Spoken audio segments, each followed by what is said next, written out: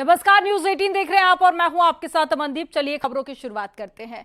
हिंडन नदी में आई बाढ़ का असर नोएडा में भी देखने को मिल रहा है। यहां चोटपुर गांव में मकान गिरने का वीडियो सामने आया है। तो आपको बता दें कि गनीमत ये रही कि हादसे के वक्त में घर में कोई भी मौजूद नहीं था। आरोप के मुताबिक डूब क्षेत्र में अवैध निर्माण किया गया था। और आपको बता दें कि हिंडन का जलस्तर बढ़ने से गौतम बुद्ध नगर जिले के कई गांव बाढ़ के पानी की जद में आ गए हैं। तस्वीरें आपको दिखा रहे हैं नोएडा की, जहां पर आप देखिए हिंडन नदी का पानी का जो असर है वो अब यहां पर भी देखने को मिल रहा है। ये नोएडा की तस्वीरें हैं जहां पर हिंडन नदी में बाढ़ का असर इस कदर देखा गया कि जो आसपास बने हुए यहां पर घर थे वो जमींदोज हो गए।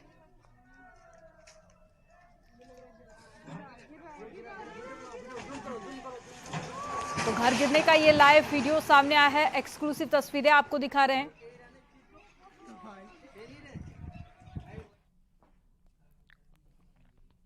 बहराइच में मोहर्रम का जुलूस देखते वक्त नाली पर बना छज्जा भरभरा कर नीचे गिर गया और नाली के छज्जे पर लोगों की संख्या ज्यादा होने के कारण छज्जा भरभरा कर गिर गया।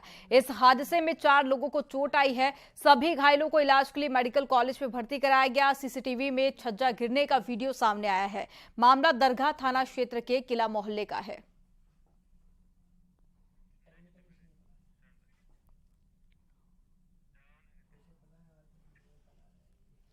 अयोध्या में हाईवे पर टैंकर में भीषण आग लग गई और घटना की जानकारी मिलने पर फायर ब्रिगेड का दस्ता मौके पर पहुंचा और कड़ी मशक्कत के बाद में आग पर काबू पाया गया। टैंकर में आग लगने की वजह अभी साफ नहीं हो पाई है। थाना कैंट इलाके में ये आग लगी थी। इस घटना के बाद में फायर ब्रिगेड की टीम पहुंची और जल शक्ति मंत्री स्वतंत्र देव सिंह जी, नगर विकास और ऊर्जा विभाग के मंत्री श्री के शर्मा जी, प्रदेश के मुख्य सचिव श्री दुर्गा शंकर मिश्र जी, प्रदेश के पुलिस महानिदेशक श्री विजय कुमार जी, प्रदेश के अवस्थापना और औद्योगिक विकास के आयुक्त श्री मनोज कुमार सिंह जी, मुख्यमंत्री कार्यालय से जुड़े हुए हमारे सभी अधिकारीगण, प्रदेश के हमारे शासन से जुड़े हुए सभी अपर मुख्य सचिव, प्रमुख सचिव और शासन के सभी अधिकारीगण, जनपद से प्रत्येक जनपद से जुड़े हुए फील्ड के हमारे तैनात सभी जोन, रेंज और जनपदों से जुड़े हुए हमारे अधिकारीगण, आज का दिन उत्तर प्रदेश की दृष्टि से बहुत महत्वपूर्ण दिन है। प्रदेश के विकास को एक नए विजन के साथ आगे बढ़ाने का दिन है, जब उत्तर प्रदेश आदरणीय प्रधानमंत्री जी के विजन के अनुरूप सीएम कमांड सेंटर एवं सीएम डैशबोर्ड का उद्घाटन कर रहा है। इस अवसर पर मैं उत्तर प्रदेश के 25 करोड़ जनता को हृदय से बधाई देता हूं। मुख्यमंत्री कार्यालय से जुड़े हुए अधिकारियों को और एनआईसी की टीम को हृदय से धन्यवाद देता हूं कि इस बहुप्रतीक्षित कार्य को उन्होंने समयबद्ध ढंग से आगे बढ़ाने का कार्य किया। यद्यपि यह कार्य आज से 3 वर्ष पहले पूरा होना था, लेकिन फिर भी देर आए दुरुस्त आए। यह हमारे लिए बहुत महत्वपूर्ण था और महत्वपूर्ण इसलिए क्योंकि मुझे याद है आज से 4 वर्ष पूर्व जब नेशनल फैमिली हेल्थ सर्वे की रिपोर्ट आई थी, तो उस समय मैं इस बात को देखता था कि उत्तर प्रदेश में फील्ड में जो स्थिति है वह कुछ और है, रिपोर्ट कुछ और इंगित कर रही है। तो आखिर कारण क्या है? मैं बार-बार इस बात को देखता था और उस समय स्वास्थ्य विभाग की एक बैठक मैंने स्वयं ली थी और मैंने उनसे कहा था, मैंने कहा कहीं ऐसा तो नहीं कि हम डाटा अपलोड न करते हो, अपलोड करने में कोई गलती हो रही है। और इसके बाद नेशनल फैमिली हेल्थ सर्वे हमारे खिलाफ पूरी रिपोर्ट दे रहा है और नेशनल एवरेज से बहुत, यानी जो सबसे पीछे के राज्य थे उनमें से यूपी की गिनती हो रही थी। और उस समय हम लोगों ने तय किया था कि हम लोग टैबलेट और स्मार्टफोन फील्ड में तैनात उन सभी लोगों को देंगे, आशा कार्यकर्ती हो या एएनएम हो, इन सबको उपलब्ध करवाने की एक रणनीति पर हम लोगों ने कार्य प्रारंभ किया था। उनकी ट्रेनिंग के कार्यक्रम हुए थे। रिपोर्ट बाद में जब आई तो उत्तर प्रदेश के डाटा जब कैप्चर होने प्रारंभ हुए थे तो उत्तर प्रदेश के जो डाटा थे बहुत अच्छे थे और नीति आयोग ने भी इस बात की प्रशंसा की थी। तब हम लोगों को इस बात का एहसास हुआ था कि उत्तर प्रदेश वास्तव में संभावनाओं वाला प्रदेश ही नहीं बल्कि इन असीम संभावनाओं को अगर हम जमीनी धरातल पर उतार देंगे तो यह प्रधानमंत्री जी के उस विजन के अनुरूप भारत की इकोनॉमी के ग्रोथ इंजन बनने की सामर्थ्य उत्तर प्रदेश रखता है। उस ग्रोथ इंजन के रूप में डाटा कैप्चर आज की आवश्यकता है और इसी चीज से इस कमांड सेंटर को आज यहाँ पर प्रारंभ किया जा रहा है। मैं बल्कि विभिन्न विभागों में जो गैप थे उसको भी मैं देख रहा था। डाटा कैप्चर करने की आदत नहीं थी, लोगों को पता ही नहीं होता था। हमने पिछले 1 वर्ष से यहां पर मुख्यमंत्री सलाहकार जो टीम है और मुख्यमंत्री कार्यालय ने नियोजन विभाग के साथ मिलकर के जब इस कार्यक्रम को तेजी के साथ आगे बढ़ाया, आज उसके बाद अच्छे परिणाम हम सबके सामने हैं। दूसरा, एस्पिरेशनल डिस्ट्रिक्ट में उत्तर प्रदेश की प्रोग्रेस। नीति आयोग ने जब एस्पिरेशनल डिस्ट्रिक्ट की आंकड़े जारी किए थे तो उत्तर प्रदेश के जो 8 जनपद एस्पिरेशनल डिस्ट्रिक्ट में थे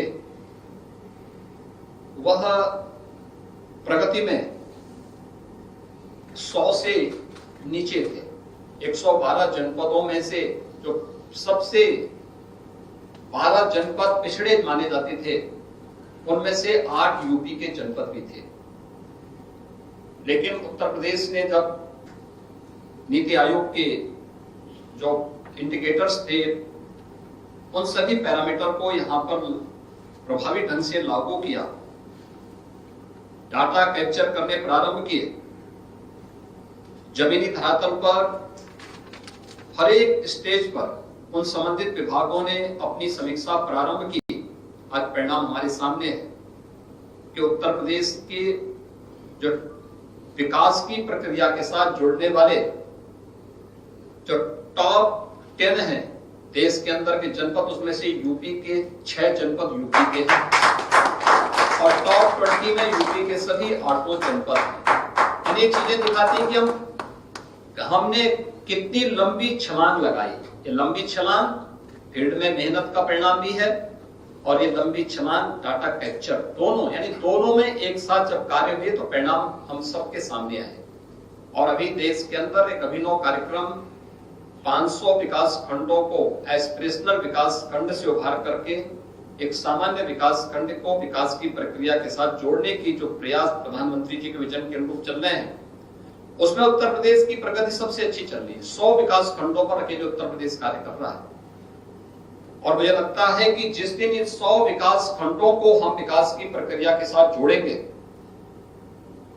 तो स्वाभाविक रूप से उत्तर प्रदेश पिछले 6 वर्ष में बीमारू राज्य की श्रेणी से उभरा है। उत्तर प्रदेश के बारे में लोगों की धारणा बदली है। इस परसेप्शन को बदलने में प्रयास प्रारंभ हुए हैं। याद रखना, जब हम केवल परिक्रमा में विश्वास करते हैं तो सबसे पीछे की श्रेणी में वह विभाग या राज्य खड़ा होता है। जब पुरुषार्थ पर विश्वास करते हैं तो पुरुषार्थ हम सबको परिश्रम के साथ जोड़ करके अग्रणी राज्यों की श्रृंखला में खड़ा करता है और उत्तर प्रदेश आज देश के अंदर विकास के ग्रोथ इंजन बनने के जिस सामर्थ्य के साथ आगे बढ़ रहा है, हमें इस दृष्टि से अभी 53 विभागों को इस डैशबोर्ड के साथ जोड़ा जा रहा है लेकिन सभी 93 विभागों को इसके साथ जोड़ने की प्रक्रिया को हम फेज वाइज लेने जा रहे हैं। इसमें सबसे महत्वपूर्ण बात यह है कि जो डाटा कैप्चर हो वे सही हो, शुद्ध हो, यह फील्ड की टीम को देखना होगा। उसकी नियमित मॉनिटरिंग होती है। जैसे यहां बताया गया, चीफ सेक्रेटरी के स्तर पर, पाक्षिक स्तर पर मुख्यमंत्री कार्यालय स्वयं हर महीने इसकी समीक्षा करता है और फिर समीक्षा करने के साथ साथ जनपदों की और फील्ड में तैनात अधिकारियों की ग्रेडिंग भी उसके साथ ही तय हो जाती है कि किस अधिकारी का परफॉर्मेंस क्या है और किस रूप में हमें अभी वहां मेहनत किस फील्ड में करने की आवश्यकता है। याद रखना, हमें जब फील्ड में हम काम करते हैं, एक डाटा शुद्ध होने चाहिए, सही होने चाहिए। हमें एक स्वस्थ प्रतिस्पर्धा को आगे बढ़ाना है। इसमें लेग पुलिंग नहीं, डाटा में किसी भी प्रकार की हेरा फेरी नहीं है, क्योंकि इसमें जो डाटा आप यहां अपलोड करेंगे, आवश्यक नहीं कि वही डाटा को हम सही माने। उसके वेरिफिकेशन का भी एक मानक होगा और उसको भी हम समय समय पर चेक करेंगे। ऐसा तो नहीं कि केवल एक कागजी खाना पूर्ति हो रही है। इसलिए जो भी हम दें वह सही हो और सुव्यवस्थित हो, समयबद्ध तरीके से हो, यह हमें सुनिश्चित करना होगा और सभी विभागों को इसके साथ जुड़ना होगा। दूसरा, जो चीजें मैंने अक्सर देखी हैं वह है, मैं पिछले 3 दिनों से आप देख रहे होंगे, यद्यपि मैं अक्सर जाता था, लेकिन मैं पिछले 3 दिनों से, क्योंकि आज मुझे सीएम कमांड सेंटर का उद्घाटन करना था और सीएम डैशबोर्ड का भी उद्घाटन करना था, तो इसलिए मैंने कहा आज मैं पिछले 3 दिनों से मैं इसीलिए जनता दर्शन कार्यक्रम में स्वयं ही जा रहा था।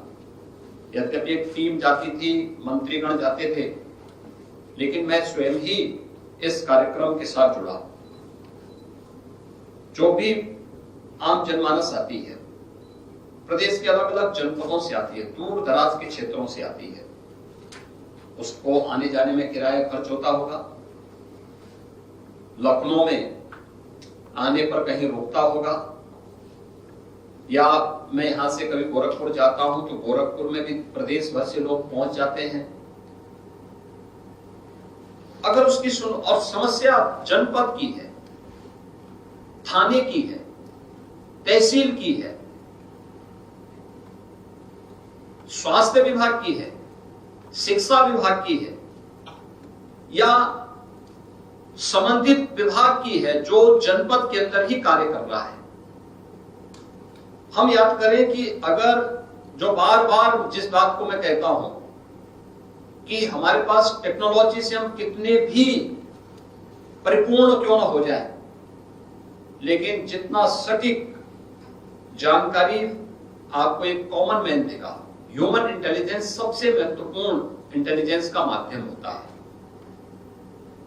वह जो बोलेगा उसके एप्लीकेशन आपको बहुत सारी जानकारियों को बता देगा, जमीनी हकीकत से आपको अवगत करा देगा, उसकी समस्या का समयबद्ध समाधान। मैं अक्सर देखता हूं, मेरे पास यहां पे प्रत्येक जनपद के अंदर क्या कुछ हो रहा है, ह्यूमन इंटेलिजेंस भी है, लेकिन साथ साथ सीएम हेल्पलाइन और आईजीआरएस में किस क्वालिटी के साथ मामलों का निस्तारण हो रहा है, इसका एक मैकेनिज्म भी है। और जब डाटा मेरे सामने आते हैं और मैं उसको मिलान करता हूं, मैं देखता हूं, अक्सर होता क्या है, हमारे पास किसी विकास खंड की कोई शिकायत आई, हमने यहां से जनपद को भेजा, जिले ने विकास खंडों को भेजा और उसमें निस्तारण लिख दिया। विकास खंड में गया, विकास खंड ने फिर नीचे के किसी एडीओ को लिख दिया, एडीओ के पास जाने के बाद वहां से फिर वह निस्तारण लिखते जाते हैं। निस्तारण का मतलब शिकायतकर्ता की संतुष्टि। अगर शिकायत सही है तो हम उसका एक समयबद्ध तरीके से समाधान निकालें, अनावश्यक लटकाए ना। आपने देखा होगा जितने विवाद आ रहे हैं इस समय, अब यहां पे प्रदेश में ऑर्गेनाइज्ड क्राइम नहीं है, इस संगठित अपराध के लिए जो कुख्यात था उत्तर प्रदेश, आज नहीं है। लेकिन अभी भी छोटे छोटे विवाद होते हैं, पारिवारिक विवाद है। पारिवारिक विवाद के समाधान का रास्ता हमें निकालना है। इससे जमीन से संबंधित विवाद ज्यादा है। इसका समाधान राजस्व की टीम को सक्रिय करके पूरी ईमानदारी, पूरी सुचितापूर्ण तरीके से उसका समाधान का रास्ता निकालना, इसकी समीक्षा करना, शिकायतकर्ता का एक रजिस्टर भी तैयार हो प्रत्येक तहसील में, प्रत्येक थाने में, प्रत्येक विकास खंड में। शिकायत का आधार क्या है? आखिर एक व्यक्ति को, एक पीड़ित को बार बार आने की नौबत क्यों पड़ रही है? और इसीलिए मैं चाहूंगा कि फील्ड में तैनात अधिकारी किसी भी स्तर का क्यों ना हो, जोन, रेंज या जनपद स्तर पर, वे सुनिश्चित कराएं कि वे भी और उनके अधीनस्थ जितने भी अन्य विभाग हैं, वो स्वास्थ्य हो, शिक्षा हो, तहसील हो, ब्लॉक हो, थाने हो, ये सब भी नियमित रूप से जनता की सुनवाई के लिए बैठे, मेरिट के आधार पर समस्या का समाधान हो, जिससे किसी पीड़ित को पैसा खर्च करके लखनऊ में या किसी अन्य जगह आने की नौबत न पड़े और एक संतुष्टि का भाव उसके मन में झलकना चाहिए। मुझे आश्चर्य होता है कि पॉलिटिकल लीडरशिप के प्रति जनता का विश्वास है, लेकिन प्रशासन के प्रति प्रश्न चिन्ह खड़ा करता है, जबकि उल्टा होना चाहिए था कि पॉलिटिकल लीडरशिप से उसकी अपेक्षाएं ज्यादा होती। उस समाधान, उसका समाधान के बहुत सारे हम लोगों के सामने चैलेंज होती है, लेकिन वो पॉलिटिकल लीडरशिप से असंतुष्ट नहीं, लेकिन नीचे तहसील से, थाने से, ब्लॉक से या फिर अन्य उन संस्थानों से उसके मन में एक कहीं ना कहीं एक आशंका का भाव हमेशा बना रहता है। आशंका का भाव क्यों बना हुआ है? इसका समाधान का रास्ता जनपद में आपको निकालना है। और इसलिए मैं फिर चाहूंगा कि प्रत्येक अधिकारी, फील्ड में तैनात कोई भी अधिकारी हो, वह प्रातः 10 बजे से 11 बजे के बीच में या 11 से 12 के बीच में कोई 1 घंटा सुनिश्चित करें और बाकायदा मीडिया में इसको जारी करें। भाई इतने बजे से इतने बजे तक जनता के लिए, जनता की सुनवाई के लिए बैठेंगे। आप देखेंगे शुरुआत में भीड़ होगी, धीरे धीरे करके भीड़ छंटती जाएगी और केवल पीड़ित व्यक्ति ही आपके पास आएगा। दूसरा, यही काम तहसीलों में भी होना चाहिए। मैंने पहले भी कहा था, अधिकारी जो जहां पर तैनात है वहीं पे उसका रात्रि निवास भी होना चाहिए, उसकी आवश्यक सुविधा वहीं होनी चाहिए। तहसील पे तैनाती है तो तहसील पे ही रहे। तहसील से 50 किलोमीटर दूर जिला मुख्यालय में आने की आवश्यकता नहीं है। थाने में है तो थाने के परिसर में, थाने के आसपास ही कहीं आवासीय भवन में किराए पे लेकर के, सरकारी आवास है सरकारी आवास में, नहीं तो किराए पे लेकर वहां वहीं इसी के आसपास निवास करें। ऐसा नहीं हो सकता है कि वह जिस थाने में तैनात है उस थाने से वह 50 किलोमीटर दूर रात्रि में अपने घर में जाता है रहने के लिए। हम एक सेवा के उद्देश्य से इस अभियान के साथ जुड़े हैं। जो भी अधिकारी आया है उसके लिए प्रायोरिटी तय होनी चाहिए कि एक आम जनता की समस्या का समाधान हमारी प्राथमिकता होनी चाहिए। हमारी प्राथमिकता अपनी व्यक्तिगत सुविधा नहीं, अपनी स्वयं की सहूलियत नहीं, हमारी पहली प्राथमिकता एक कॉमन मैन होना चाहिए। उसकी समस्या का समाधान हो, समयबद्ध तरीके से समाधान हो, यह भी हम सुनिश्चित करें। और इस दृष्टि से हम यह सुनिश्चित करें कि जहां जिस अधिकारी की तैनाती है वो वहीं पे निवास करे। सरकारी आवास नहीं है तो वहां पे किराए के मकान पे रहे। और जिलाधिकारी इसकी समीक्षा करें हर जनपद में, हर विभाग के अधिकारियों की, कि भाई अगर तहसील से जुड़े हुए सभी कार्मिक तहसील परिसर के आसपास, तहसील परिसर में आवासीय सुविधा है तो आवासीय सुविधाओं में, अन्यथा उन्हीं भवनों में अगल बगल कहीं किराए पे मकान लेकर के वहां रहें। थाने से जुड़े हुए लोगों की समीक्षा पुलिस अधीक्षक करें। जिलाधिकारी का दायित्व बनता है कि स्वास्थ्य हो, शिक्षा हो या जो भी शासन से जुड़े हुए विभाग जनपद के अंदर हैं उन सबकी समीक्षा करें।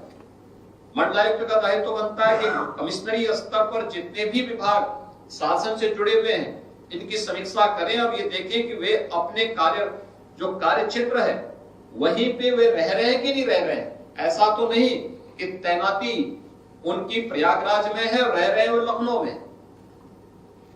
इस प्रकार की व्यवस्था नहीं चल सकती और ऐसे में हम गति नहीं दे सकते। दूसरा, समयबद्ध तरीके से जनता की समस्या का समाधान। अगर ट्रांसफार्मर जला है और विद्युत विभाग ने पहले से टोल फ्री नंबर जारी किया है, एक ट्रांसफार्मर के लिए वह मंत्री के पास या मुख्यमंत्री के पास आने की नौबत क्यों पड़ रही है उन गांव के लोगों को? टोल फ्री नंबर से अगले 24 घंटे के अंदर ट्रांसफार्मर बदल क्यों नहीं जाता है? यह हम क्यों नहीं सुनिश्चित करते हैं? और जिले में नहीं हो रहा है, आप इसकी रिपोर्ट कीजिए। इस स्तर पर गड़बड़ी है। ये लोग जानबूझ के शरारत इस प्रकार की स्थिति पैदा कर रहे हैं जिससे शासन की छवि पे आंच आए। और मुझे लगता है इसको वास्तव में हमें एक जीरो टॉलरेंस की तरफ इस प्रकार की लापरवाही को ले जाना होगा। इसलिए हमें एक मैकेनिज्म जनपद स्तर पर बनाना होगा। देखिए, सीएम कमांड सेंटर बनाने के पीछे और डैशबोर्ड बनाने के पीछे डाटा कैप्चर करने के साथ साथ यूपी की इकोनॉमी को अग्रसर करने के लिए जो प्रयास प्रारंभ हुए हैं इसमें तेजी लाना तो है ही, लेकिन साथ साथ आम जनमानस की संतुष्टि को भी हम इसके साथ जोड़ना चाहते हैं और उसकी समस्या का समयबद्ध समाधान हो, इसके लिए भी हम इस टेक्नोलॉजी का उपयोग करना चाहते हैं। अगर हम एम्बुलेंस को यहां से बैठ करके मॉनिटर कर सकते हैं तो मुझे लगता है कि जनपद की हर एक गतिविधि को भी मॉनिटर किया जा सकता है। टेक्नोलॉजी उतनी फास्ट हो चुकी है और इसलिए मैं चाहूंगा कि जनपद स्तर पर इन कार्यक्रमों को आगे बढ़ाने का कार्य जरूर होना चाहिए। दूसरा, जितने भी यहाँ पे प्रशासनिक और पुलिस के अधिकारी हमारे मौजूद हैं, आप देख रहे होंगे जिन लोगों को शांति और सौहार्द अच्छा नहीं लगता वे लोग छोटे छोटे मुद्दों को इश्यू बना करके माहौल खराब करने का प्रयास करते हैं। और खासतौर पर सबसे संवेदनशील मुद्दा हमारे सामने वर्तमान में है, वह है महिला सुरक्षा का। महिला सुरक्षा वास्तव में इस संवेदनशील विषय को लेकर के हमें बहुत प्रभावी ढंग से कार्रवाई करनी होगी। देखिए, मैं बार बार इस बात को कहता हूं, मुझे अक्सर इस बात को लगता है, मैं बहुत बार कहता हूं कि हमारी कमजोरी वही होती है जिसको हम नजरअंदाज करने की भूल करते हैं। वही हमारी कमजोरी होती है जिसको हम हल्केपन से लेते हैं, अरे ये सब हो जाएगा। ये जो काम चलाओ की प्रवृत्ति है यही हमारी कमजोरी बन जाती है। और मैं अक्सर देखता हूं कि अक्सर यही होता है। आपने देखा होगा रामनवमी के अवसर पर जब देश के अंदर अलग अलग राज्यों में दंगे हो रहे थे, उत्तर प्रदेश में शांति थी। मुहर्रम के समय भी जिस प्रकार की स्थिति थी, मैंने पहले ही दिन मुहर्रम के पहले जब वीडियो कॉन्फ्रेंसिंग के साथ में जुड़ा था तब भी मैंने कहा था कि देखिए, हम इस बात को सुनिश्चित करें कि जन सुरक्षा के साथ खिलवाड़ करके कोई भी आयोजन नहीं हो सकते। दूसरा, कानून के दायरे में रह करके ही आयोजन होने चाहिए। हम लोग कोई भी आयोजन करते हैं, कानून को के साथ कानून को बंधक बना करके किसी को आयोजन करने की अनुमति नहीं देते। कानून का सम्मान करते हुए कानून के दायरे में रह करके, और बार बार कहने के बावजूद जिन जनपदों ने ध्यान नहीं दिया, वहां पे ताजिया जहां पे कहा गया था कि भाई आप एक सुनिश्चित करें कि 8 फुट 10 फुट से ज्यादा बड़े न हो। दूसरा, हर वर्ष ऐसे तो नहीं हो सकता है कि ताजिया की साइज बढ़ती रहे और फिर उसमें नए नए मकान गिरते रहे। हमने पहले से तय कर लो जी, कोई पेड़ की टहनी नहीं कटनी है, कोई मकान नहीं उजड़ना है, कोई हाई टेंशन तार भी नहीं हटेगा और न बिजली ही बंद होगी।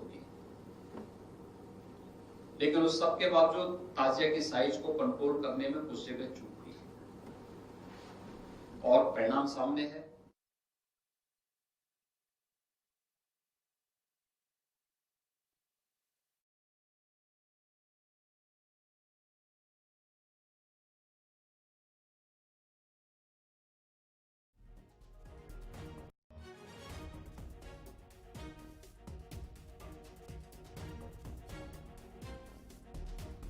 यहां पर गठित की गई है। मुख्यमंत्री योगी आदित्यनाथ ने यहां पर जानकारी दी है। एनेक्सी में सीएम योगी ने जायजा लिया और सेवा के उद्देश्य से अभियान से जुड़े इस बात को मुख्यमंत्री ने कहा है। अधिकारी जन सुनवाई करें, इस बात को भी कहा गया है। मुख्यमंत्री कमांड सेंटर का आज यहां पर उद्घाटन किया गया। सीएम डैशबोर्ड का भी शुभारंभ किया गया है।